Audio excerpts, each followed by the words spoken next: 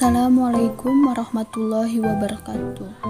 Yang terhormat Bapak Sigit Febrianto Susilo SPD MPD selaku dosen pengampu mata kuliah Pendidikan Bahasa dan Sastra di kelas tinggi, serta teman-teman yang saya banggakan. Kami dari kelompok 6 akan memaparkan materi mengenai penilaian otentik dalam pembelajaran bahasa dan sastra yang berorientasi pada pendidikan karakter. Baik, pada kesempatan ini saya Delpina Sridawanti sebagai moderator. Sebelum dimulai, izinkan saya memperkenalkan anggota saya. Yang pertama, Evi Sofia Hidayat dengan nomor NPM 2022100008. Yang kedua, Delpina Sridawanti dengan nomor NPM 2022100011. Yang ketiga, Rebecca Putri Aini dengan nomor NPM 2022100020. Keempat, Emira Amedia Resyanda dengan nomor NPM 2022100068. Yang kelima, Fitri Ainun Hanifah Salam dengan nomor NPM 148626227.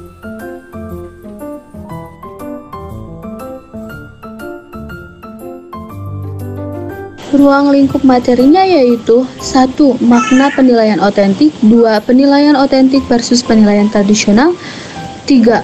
Keutamaan penilaian otentik, 4. Pengembangan penilaian otentik, 5. Contoh penilaian otentik.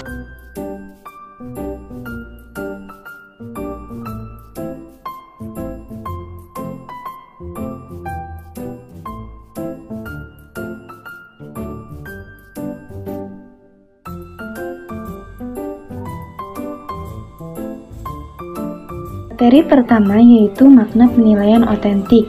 Penilaian otentik adalah suatu proses pengumpulan berbagai data yang bisa memberikan gambaran perkembangan belajar siswa. Penilaian otentik mementingkan penilaian proses dan hasil. Dengan demikian, seluruh tampilan siswa dalam rangkaian kegiatan pembelajaran dapat dinilai secara objektif apa adanya dan tidak semata-mata hanya berdasarkan hasil akhir. Cara penilaiannya itu bermacam-macam, dapat menggunakan model non-tes dan tes, serta dapat dilakukan kapan saja bersamaan dengan kegiatan pembelajaran. Menurut Jonathan Mueller, asesmen otentik adalah suatu penilaian belajar yang merujuk pada situasi atau konteks dunia nyata yang memerlukan berbagai macam pendekatan untuk memecahkan masalah yang memberikan berbagai macam pendekatan. Untuk memecahkan masalah yang memberikan kemungkinan bahwa satu masalah bisa mempunyai lebih dari suatu macam permasalahan. Menurut Hart, tahun 1994, asesmen otentik yaitu asesmen yang melibatkan siswa di dalam tugas-tugas otentik yang bermanfaat, penting, dan bermakna. Prinsip penilaian otentik. Menurut pendapat Kemendikbud, prinsip penilaian otentik ada 10. Di antaranya, yang pertama, sahih, 2. Objektif, 3. Adil, 4. Terpadu, 5. Terbuka, 6. Holistik, 7. Sistematis, 8. Beracun kriteria, 9. Akuntabel, 10. Edukatif. Yang pertama, sahih. Maksudnya penilaian itu didasarkan pada data yang benar, yang mencerminkan kemampuan yang akan diukur. Yang kedua, objektif. Berarti penilaian itu didasarkan pada prosedur dan kriteria yang jelas dan tidak dipengaruhi subjektivitas penilai. Yang ketiga, adil. Berarti penilaian itu tidak menguntungkan atau merugikan peserta didik seperti perbedaan latar belakang. Keempat, terpadu. Maksudnya penilaian oleh guru merupakan salah satu komponen yang tak terpisahkan dari kegiatan pembelajaran. Yang kelima, terbuka. Berarti prosedur penilaian, kriteria penilaian, dan dasar pengambilan keputusan itu dapat diketahui oleh pihak yang berkepentingan. Yang keenam, holistik atau menyeluruh dan berkesinambungan. Berarti penilaian oleh guru mencakup semua aspek kompetensi dengan menggunakan berbagai teknik penilaian yang sesuai untuk memantau perkembangan kemampuan peserta didik. Yang ketujuh, sistematis. Berarti penilaian dilakukan secara berencana dan bertahap dengan mengikuti langkah-langkah yang baku. Yang ke-8, beracun kriteria. Maksudnya penilaian didasarkan pada ukuran pencapaian kompetensi yang ditetapkan. Yang 9, akuntabel, berarti penilaian dapat dipertanggungjawabkan baik dari segi teknik, prosedur maupun hasilnya. Yang ke-10, edukatif. Maksudnya mendidik dan memotivasi guru dan peserta didik. Karakteristik penilaian otentik. Menurut Hosnan dan Kunandar, penilaian otentik diantaranya ada 8. Yang pertama, bisa digunakan untuk formatif ataupun sumatif. Maksudnya, penilaian otentik dapat dilakukan untuk mengukur pencapaian kompetensi dasar atau formatif maupun pencapaian kompetensi standar atau sumatif. Yang kedua, mengukur keterampilan dan performansi, bukan mengingat fakta. Maksudnya, penilaian otentik itu ditunjukkan untuk mengukur pencapaian kompetensi yang menekankan aspek keterampilan dan kinerja, bukan hanya mengukur kompetensi yang sifatnya mengingat fakta atau hafalan dan ingatan. Yang ketiga, berkesinambungan dan terintegrasi. Artinya, dalam melakukan penilaian otentik itu harus secara berkesinambungan atau terus-menerus dan merupakan satu kesatuan secara utuh sebagai alat untuk mengumpulkan informasi terhadap pencapaian kompetensi peserta didik. Yang keempat, dapat digunakan sebagai feedback. Artinya, penilaian otentik yang dilakukan oleh guru dapat digunakan sebagai umpan balik terhadap pencapaian kompetensi peserta didik. Yang kelima, pusat belajar atau learning center. Maksudnya penilaian kelas memberi informasi dan petunjuk bagi guru dan peserta didik dalam membuat pertimbangan untuk memberikan hasil belajar. 6. Partisipasi aktif peserta didik. Maksudnya difokuskan kepada penilaian kelas yang memerlukan partisipasi aktif peserta didik, kerjasama dalam penilaian. Peserta didik memperkuat penilaian materi, mata pelajaran, dan skill dirinya. Ketujuh, kontekstual spesifik. Pelaksanaan penilaian kelas yang kebutuhan khusus berada dalam kontekstual guru dan peserta didik yang harus bekerja dengan baik dalam kelas. Yang kedelapan, berakar dalam praktik mengajar yang baik. Maksudnya suatu usaha untuk membangun praktik mengajar yang lebih baik dengan melakukan umpan balik pada pembelajaran peserta didik lebih sistematik, fleksibel, dan efektif. Ciri-ciri penilaian otentik menurut pendapat Kunandar dan Zuparman ada 9. Di antaranya, yang pertama, relief and ongoing, yaitu tugas-tugasnya yang diberikan kepada peserta didik itu harus mencerminkan bagian-bagian kehidupan peserta didik yang nyata setiap harinya. Kedua, kriteria yang akan digunakan dimengerti sejak awal.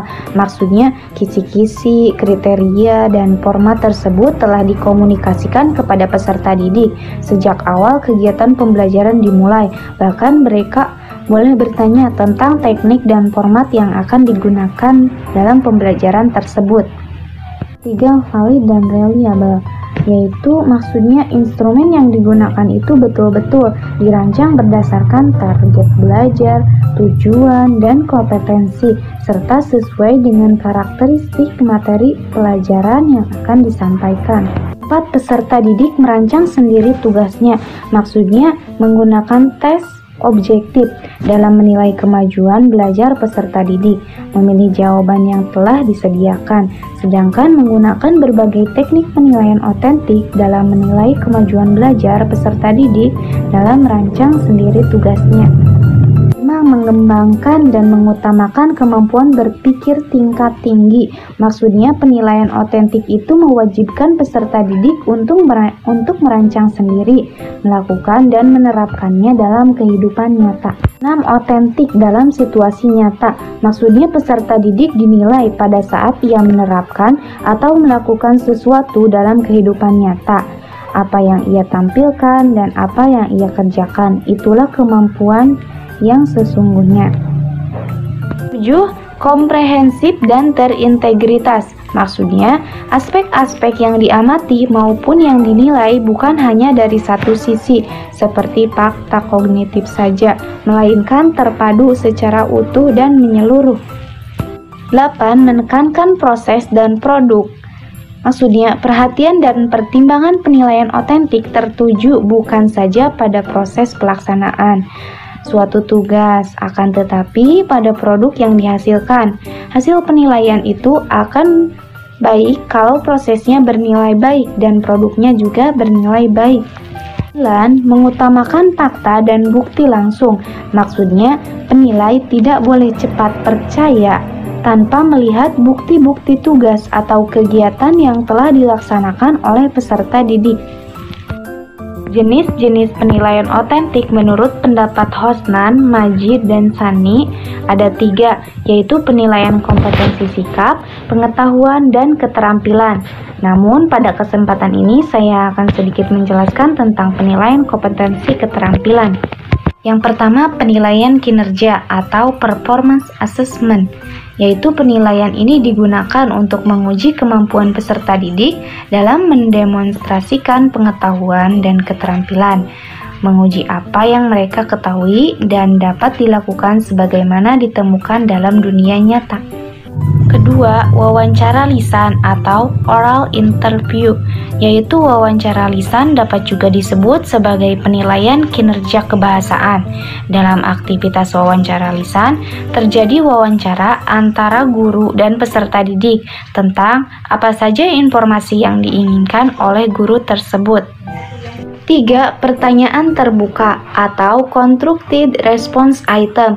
Penilaian bentuk ini memberikan pertanyaan atau tugas yang harus dijawab atau dilakukan peserta didik secara tertulis ataupun lisan. 4. Menceritakan kembali teks atau cerita. Maksudnya untuk melatih atau mengukur peserta didik dalam pemahaman isi dan informasi yang terkandung dalam cerita tersebut. 5. Portofolio. Portofolio itu merupakan kumpulan karya peserta didik yang dikumpulkan secara terencana dan sistemik yang kemudian dianalisis secara cermat untuk menunjukkan perkembangan peserta didik dalam setiap waktu. 6. Proyek atau project. Tugas penilaian dalam bentuk ini dapat berupa tugas melakukan penelitian kecil-kecilan. Sebagai contoh, menganalisis unsur penokohan, mementaskan drama, atau pembacaan berbagai teks yang relevan dengan materi kurikulum dan kompetensi pembelajaran yang ingin dicapai. Penilaian otentik versus penilaian tradisional. Secara lebih konkret, Mueller 2008 menunjukkan adanya persamaan dan perbedaan antara penilaian tradisional dan penilaian otentik. Karakteristik penilaian otentik yaitu 1. Misi sekolah adalah mengembangkan warga negara yang produktif. 2. Untuk menjadi warga negara produktif, seseorang harus mampu menunjukkan penguasaan melakukan sesuatu secara bermakna dalam dunia nyata. Yang ketiga, maka sekolah mesti mengembangkan siswa untuk dapat mendemonstrasikan kemampuan atau keterampilan melakukan sesuatu. Yang keempat, untuk mengatur keberhasilan pembelajaran, guru harus meminta siswa melakukan aktivitas tertentu secara bermakna yang mencerminkan aktivitas di dunia nyata. Yang kelima, assessment drives the curriculum. Karakteristik penilaian tradisional yaitu 1. Misi sekolah adalah mengembangkan warga negara yang produktif. 2. Untuk menjadi warga negara produktif, seseorang harus menguasai disiplin keilmuan dan keterampilan tertentu. Yang ketiga, maka sekolah mesti mengajarkan siswa disiplin keilmuan dan keterampilan tersebut. 4. Untuk mengukur keberhasilan pembelajaran, guru harus mengetes siswa untuk mengetahui tingkat penguasaan keilmuan dan keterampilan itu. Yang kelima, the curriculum driven assessment. Keutamaan penilaian otentik.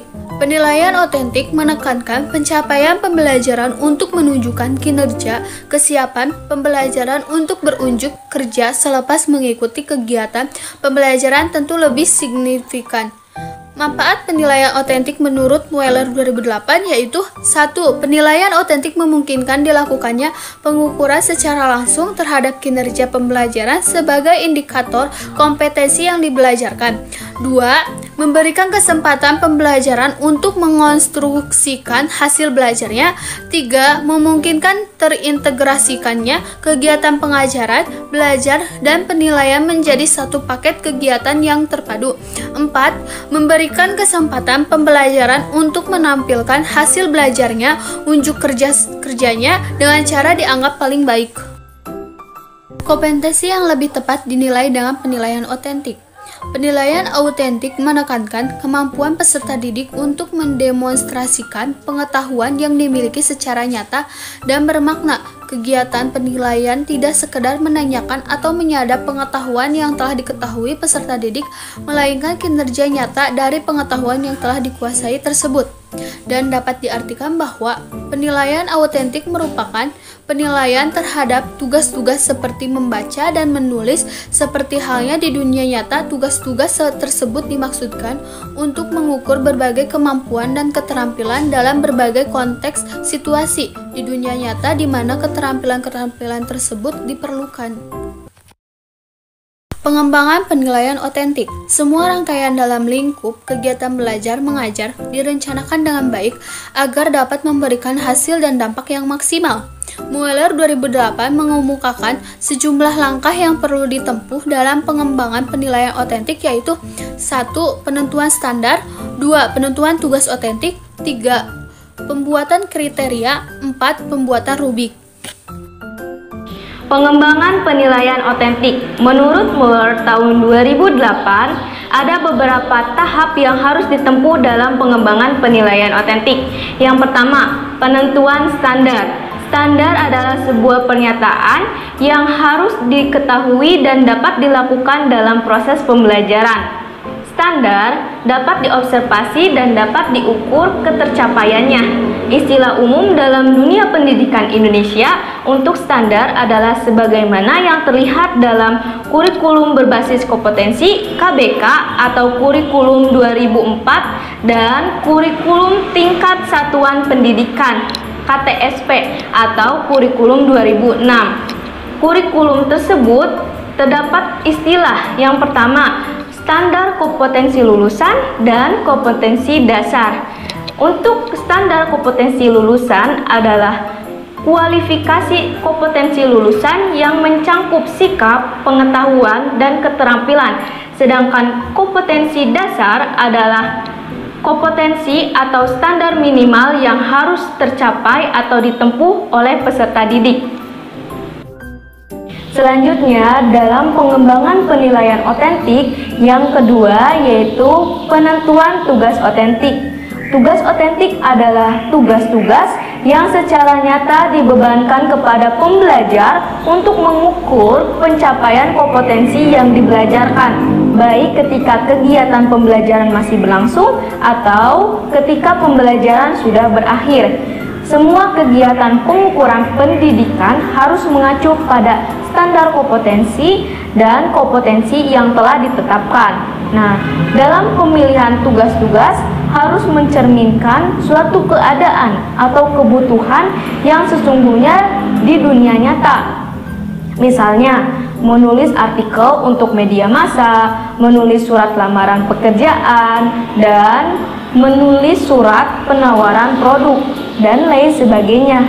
Untuk itu, dalam pembuatan tugas-tugas otentik, dalam rangka penilaian otentik capaian hasil belajar peserta didik, masih terkait dengan kemampuan menghasilkan karya tulis jenis-jenis tersebut. Yang ketiga yaitu pembuatan kriteria. Kriteria merupakan pernyataan yang menggambarkan tingkat capaian dan bukti-bukti nyata capaian belajar dengan kualitas tertentu yang diinginkan. Kriteria pada umumnya telah dirumuskan sebelum pelaksanaan pembelajaran. Nah, dalam kurikulum berbasis kompetensi atau KBK, kriteria lebih dikenal dengan sebutan indikator. Pembuatan kriteria itu harus mengacu pada ketentuan-ketentuan dalam arti efektif untuk keperluan penilaian hasil belajar. Nah, ketentuan-ketentuan dalam pembuatan kriteria itu yang pertama harus dirumuskan secara jelas. Yang kedua, singkat, padat. Yang ketiga, dapat diukur dan karenanya haruslah dipergunakan kata-kata kerja operasional gitu. Yang keempat, menunjuk pada tingkah laku hasil belajar, apa yang mesti dilakukan dan bagaimana kualitas yang dituntut gitu. Yang kelima, yaitu sebaiknya ditulis dalam bahasa yang dipahami oleh subjek didik. Perumusan kriteria yang jelas dan operasional harus mempermudah kita, para guru, untuk melakukan kegiatan penilaian gitu. Kemudian, dalam pengembangan penilaian otentik, yang terakhir yaitu pembuatan rubrik. Untuk menentukan tinggi rendahnya skor kinerja, haruslah dipergunakan alat skala untuk memberikan skor-skor tiap kriteria yang sudah ditentukan. Nah, alat yang dimaksud itu yaitu rubrik. Nah, menurut Muller tahun 2008, rubrik itu dapat dipahami sebagai sebuah skala penyekoran yang dipergunakan untuk menilai kinerja subjek didik untuk tiap kriteria terhadap tugas-tugas tertentu. Dalam sebuah rubrik terdapat dua hal pokok yang harus dibuat, yaitu kriteria dan tingkat capaian kinerja tiap kriteria. Nah, kalau kriteria itu berisi hal-hal esensial standar atau kompetensi yang ingin diukur tingkat capaian kinerjanya yang secara esensial dan konkret. Sedangkan tingkat capaian kinerja itu lebih ditunjukkan dalam bentuk angka-angka, misalnya yaitu 1 sampai 4 atau skor 1 sampai 5 gitu. Nah, untuk skor 1 itu biasanya tidak ada kinerja, sedangkan untuk skor 5 itu biasanya kinerjanya itu sangat meyakinkan gitu atau memuaskan. Nah, pada umumnya rubrik itu ditampilkan dalam bentuk tabel. Nah, jadi kriterianya itu ditempatkan di sebelah kiri dan tingkat capaiannya itu ditempatkan di sebelah kanan tiap kriteria yang diukur capaiannya itu. Nah, contohnya kita ingin mengukur atau menulis surat resmi, maka dibuatkanlah suatu rubrik gitu. Nah, di sini terdapat contoh rubrik penilaian menulis surat resmi. Pada tabel sebelah kiri terdapat aspek yang dinilai. Nah, aspek yang dinilai dalam menulis surat resmi ini terdapat 4. Yang pertama itu mengenai ketepatan isi surat, kedua kelengkapan unsur surat, ketiga ketepatan kata dan kalimat, serta yang keempat itu mengenai ejaan dan tata tulis. Nah, sedangkan untuk tingkat capaian kinerjanya itu ditulis dalam tabel sebelah kanan, di mana terdapat skor 1 sampai 5. Yang telah saya jelaskan tadi sebelumnya bahwa skor 1 itu merupakan tidak ada kinerja, sedangkan skor 5 itu kinerjanya sangat memuaskan atau sangat meyakinkan gitu. Untuk skor 2 itu siswa mampu menjawab atau tepat dalam satu aspek, sedangkan ketiga aspeknya itu kurang tepat. Untuk skor 3, 2 aspek sudah tepat, tetapi 2 aspek laginya masih kurang tepat. Dan untuk skor 4 itu ketiga aspeknya sudah benar, sedangkan satu aspeknya itu masih salah gitu atau kurang tepat, seperti itu. Pembahasan yang kelima mengenai contoh penilaian otentik. Penilaian otentik yang diambil dalam proses pembelajaran menyimak. Misalnya, kita akan menggunakan metode pembelajaran menyimak DLTA, di mana metode pembelajaran menyimak DLTA ini menuntut siswa untuk menyimak secara kritis. Adapun aktivitas yang disusun ke dalam LKP dengan menggunakan DLTA ini, yang pertama, dalam tahap prasimak, siswa akan dituntut untuk membuat prediksi bacaan. Kemudian dalam tahap menyimak, siswa akan melakukan kegiatan atau aktivitas mengidentifikasi struktur cerita, menemukan makna kata sulit, dan menguji prediksi yang sebelumnya mereka telah buat. Nah, apabila prediksi bacaan yang mereka buat itu salah, maka siswa akan diminta untuk memperbaiki prediksi bacaan yang mereka telah buat. Kemudian, tahap pasca simak, yaitu siswa diminta untuk menyusun peta cerita dan menceritakan kembali simakan atau prediksi bacaan yang telah mereka buat dengan gaya bahasa dan kata-kata sendiri. Di sini terdapat contoh teks cerita dengan judul Anak Bermalasan. Sebelumnya, seorang guru harus mempersiapkan teks cerita untuk melakukan kegiatan proses pembelajaran menyimak. Jadi, seorang guru yang sudah mempersiapkan teks ceritanya akan membacakan teks cerita kepada murid-muridnya dan peserta didiknya akan menyimak apa yang disampaikan oleh gurunya tersebut. Yang nantinya peserta didik itu akan mengisi LKP yang telah ditentukan oleh seorang guru sebelumnya. Di sini terdapat contoh proses penilaian otentik pembelajaran menyimak dalam tahap menyimak prasimak, di mana terdapat LKP membuat prediksi. Nah, di dalamnya ini menuntut siswa untuk menuliskan suatu prediksi tentang isi cerita selanjutnya berdasarkan isi awal yang telah disimak siswa sebelumnya. Selanjutnya, di dalam tahap menyimak, siswa akan mengisi LKP identifikasi unsur cerita. Nah, di dalam tabel menggambarkan bahwa siswa akan menentukan struktur cerita yang telah disampaikan oleh guru.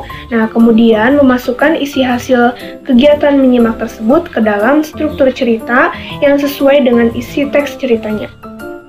Di sini contoh LKP kata sulit. Nah, di dalam LKP ini siswa diminta untuk menuliskan kata-kata yang menurut mereka sulit yang ditemukan di dalam kegiatan menyimak sebelumnya. Nah, selanjutnya nanti kata-kata sulit tersebut dicari maknanya. Selanjutnya di sini ada LKP uji prediksi.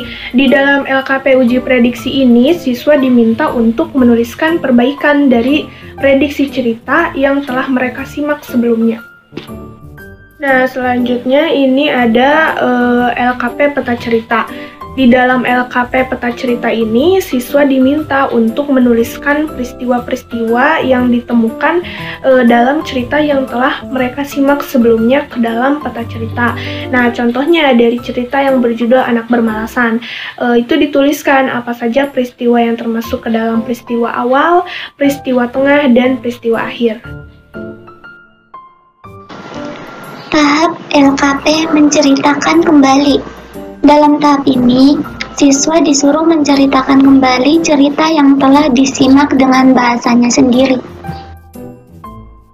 Scoring rubrik penilaian proses pembelajaran menyimak. Membuat prediksi.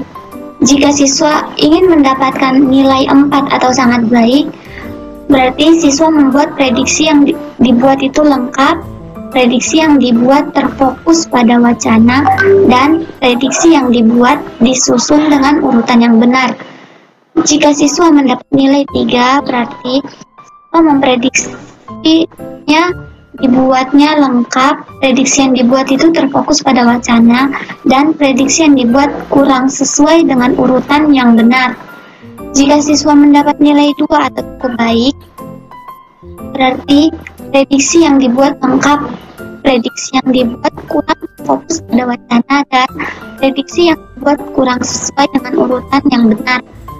Jika mendapat nilai 1 atau kurang baik, berarti prediksi yang dibuat kurang lengkap, prediksi yang dibuat kurang terfokus pada wacana, prediksi yang dibuat kurang sesuai dengan urutan yang benar. Poin atau nilai identifikasi unsur cerita. Jika mendapat nilai 4, berarti seluruh unsur cerita teridentifikasi dan identifikasi yang dibuat benar. Jika mendapat nilai 3, seluruh unsur cerita teridentifikasi dan identifikasi yang dibuat kurang benar. Jika mendapat nilai 2, berarti hanya sebagian unsur cerita teridentifikasi dan identifikasi benar. Nilai 1, hanya sebagian unsur cerita teridentifikasi dan identifikasi yang dibuat kurang benar. Untuk kata sulit, jika mendapat poin atau nilai 4, berarti siswa menemukan beberapa kata sulit dan mengetahui makna kata sulit. Jika dapat poin 3, berarti menemukan beberapa kata sulit tetapi mengetahui hanya sebagian makna kata sulit yang ditemukan. Dan nilainya 2, atau berarti menemukan beberapa kata sulit, tidak mengetahui makna kata sulit yang ditemukan. Jika 1 atau kurang baik, berarti menemukan kata sulit. Atau jika siswa menyatakan hal ini, guru mengecek siswa dengan bertanya beberapa kata sulit. Jika siswa itu diberi nilai 1, tapi jika siswa sudah mengetahui seluruh dari kata, siswa berhak mendapat skor 5. 4.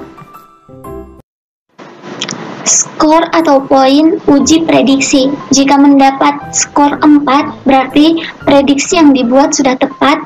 Prediksi yang dibuat kurang tepat tetapi diperbaiki seluruhnya. Jika mendapat nilai 3, berarti prediksi yang dibuat kurang tepat tetapi diperbaiki hanya sebagian. Dan jika mendapat nilai 2, berarti prediksi yang dibuat kurang tepat tetapi diperbaiki hanya sebagian kecilnya. Dan jika mendapatkan skor 1, berarti prediksi yang dibuat kurang tepat tetapi tidak diperbaiki. Skor pada peta cerita. Jika mendapat nilai 4 atau poin 4, seluruh peristiwa teridentifikasi. Identifikasi yang dibuat benar. Jika mendapat skor 3, seluruh peristiwa teridentifikasi dan identifikasi yang dibuat kurang benar. Jika mendapat nilai 2, berarti hanya sebagian peristiwa teridentifikasi dan identifikasi yang dibuat benar. Jika mendapat 1 atau kurang baik, berarti hanya sebagian peristiwa teridentifikasi dan identifikasi yang dibuat kurang benar.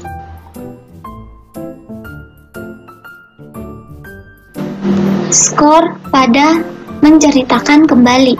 Jika siswa mendapat skor 4, berarti siswa mendeskripsikan seluruh elemen cerita dan deskripsi cerita detail dan akurat.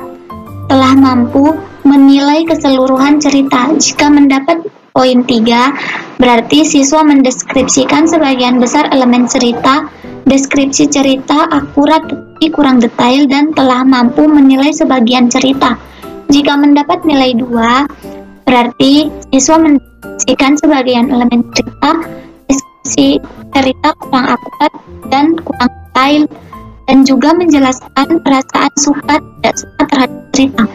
Jika mendapat 1 atau kurang baik, berarti siswa mendeskripsikan sebagian kecil elemen cerita, deskripsi cerita kurang detail dan kurang akurat, dan juga tidak menyatakan perasaan apapun terhadap cerita.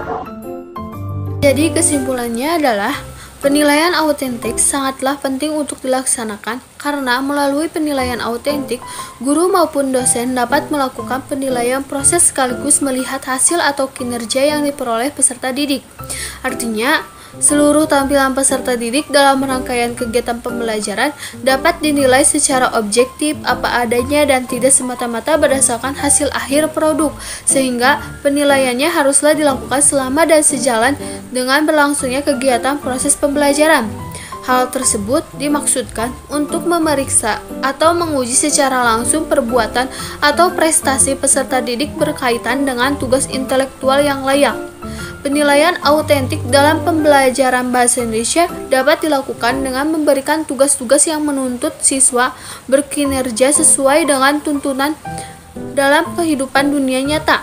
Berdasarkan pengetahuan dan keterampilan yang dikuasai, penilaian autentik yang bisa diterapkan dalam pembelajaran bahasa Indonesia yaitu penilaian kinerja, observasi, pertanyaan terbuka, portofolio, penilaian diri, dan jurnal.